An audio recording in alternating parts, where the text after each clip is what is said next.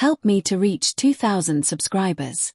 The message arrived at 9:14 p.m., a short vibration on the nightstand cutting through the silence of the apartment. I'm at a girls' night out. Don't wait for me, red heart hash.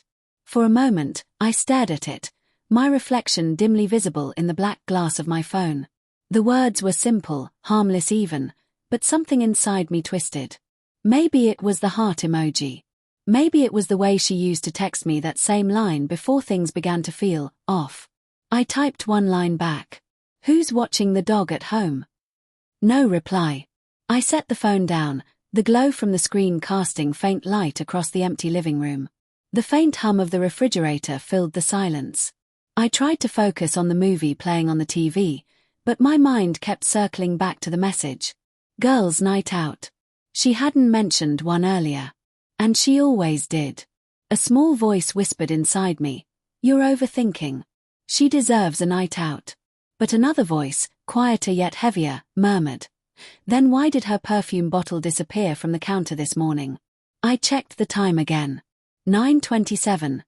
No new messages. I opened her Instagram story. Nothing. Facebook. Nothing. But then, by habit, I tapped on her best friend Lisa's profile. A new story had gone up 15 minutes ago, laughing faces at a restaurant table, cocktails raised in a toast. I squinted. There was no sign of my wife, Mia. Lisa's caption read, "Finally catching up with my girls." Girls. Plural. But not my girl, apparently. My pulse quickened. I scrolled again, fingers trembling slightly. Then I saw it. A reflection in the restaurant's mirrored wall, Lisa, two other women, and a man's arm draped over the back of the chair beside an empty wine glass. I zoomed in. The watch on his wrist looked familiar. Black strap. Silver face. I'd seen that same watch on Ethan, Mia's co-worker, at last month's office barbecue. I tried to breathe. Maybe it wasn't him. Maybe I was losing it. Still, my chest felt tight as I grabbed my jacket and keys. The restaurant was only 15 minutes away. The air outside was cold and sharp as I drove, the streetlights smearing against the windshield. My heart pounded louder than the car's engine. When I pulled up to the restaurant, I saw them through the glass. Lisa and her friends. And there, at the end of the table, Mia. Her hair was tied up, the way she wore it when she wanted to look effortless. Her hand rested on the table, close to Ethan's. He leaned in, said something, and she laughed. That laugh. The one that used to belong to me. I felt something inside me crack. I didn't go in. I just watched, my breath fogging the window, my hands shaking on the steering wheel. After a few minutes, I took out my phone and sent another message. "Tell Lisa I said hi." I watched her glance down at her phone, eyes widening slightly. She looked around, scanning the restaurant. Then she typed something, but before I could read it, I started the car and drove off. Halfway home, the message came through. "It's not what it looks like. Please just come home. I can explain." Explain what? That her co-worker's hand brushing hers was an accident. That her lipstick smudge on his glass meant nothing. I didn't reply. I couldn't.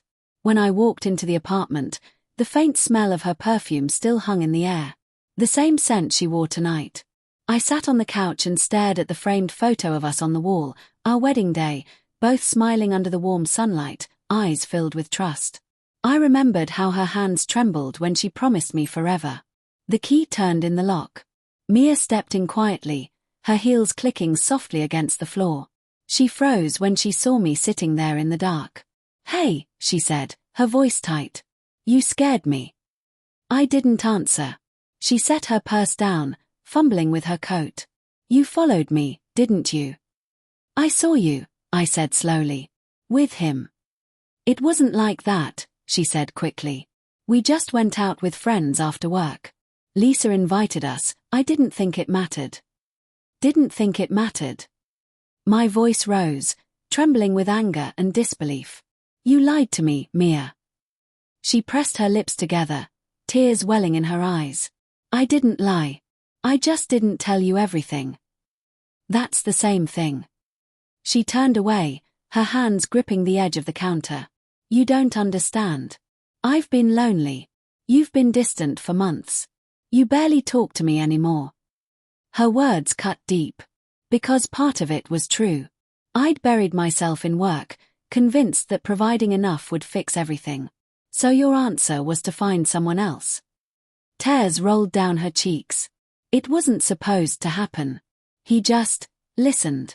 Made me feel seen again. The room fell silent. I could hear the ticking of the clock, each second dragging heavier than the last. Did you sleep with him? I asked quietly. She hesitated. A second too long. Then whispered, once. It felt like the ground gave way beneath me. My vision blurred. I wanted to scream, to throw something, to disappear. But all I could do was sit there, staring at her as if seeing a stranger for the first time. She took a hesitant step toward me. I ended it. I swear. I realized I still love you. I looked at her, the woman I'd built my life around, the woman I thought I knew. Her face was red, her eyes desperate, her voice trembling with regret. But all I could think about was how easily she'd crossed that line, how fragile our forever really was. I stood, walked past her, and opened the door. Mia, I said without looking back, I hope he makes you feel seen too. She reached out, her voice cracking. Please, don't do this. We can fix it. I'll do anything. I turned to face her one last time. You already did everything. Then I stepped out into the cold night, leaving the warmth of what used to be home behind me. As I walked down the empty street, my phone buzzed again. A new message from her. I made a mistake. Please forgive me. I stared at the words for a long time before typing my final reply. Mistakes are when you drop a glass, not when you shatter a heart. I hit send. And for the first time in months, I felt the weight lift, not because I was healed, but because I finally stopped pretending the wound wasn't there.